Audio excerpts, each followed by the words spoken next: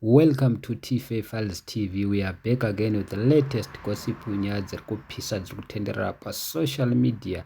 Geza shake down pillars of power. Zanu PF votumira mapurisa kuti vasunge bombshell Geza.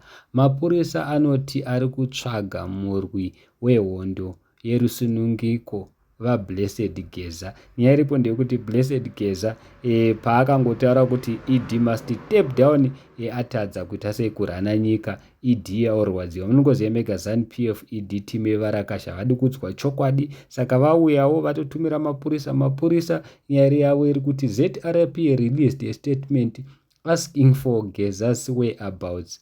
Our police know where Geza is staying. If they are not pretending, they should go to his house and arrest him. Why give us a statement asking for Geza? The statement is meant to test the mood in the country. Vari kukwata ndo nyaya iripo guys. Vari kutya saka vanenge vada kutesta but vari kuti ivo vari kumupomera mhosva yekuti and the suspect stole a disclosed 3 vehicles. Vari kuti akaba mota 3. Vabva vakauya kunenge vakati undermining the authority and insulting president, nekuti Geza akataura chokwadi saka vadi kudzwa chokwadi saka vari kuti akatuka president.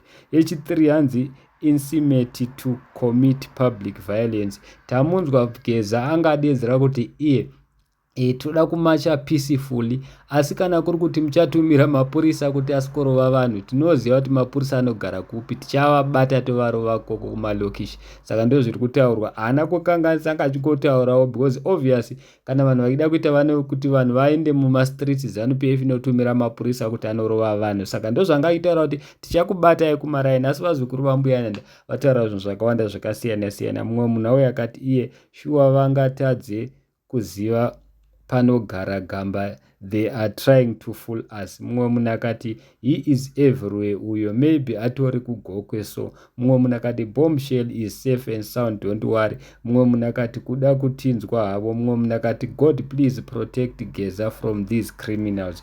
Mumwe munhu akati so now he is a criminal because of what he said, so everyone who comes for president is a thief. So guys, handizivi kuti munoti kudini hazvo, asi nyaya munoiziva mese kuti yakatangisira kupi ichibva nekupi.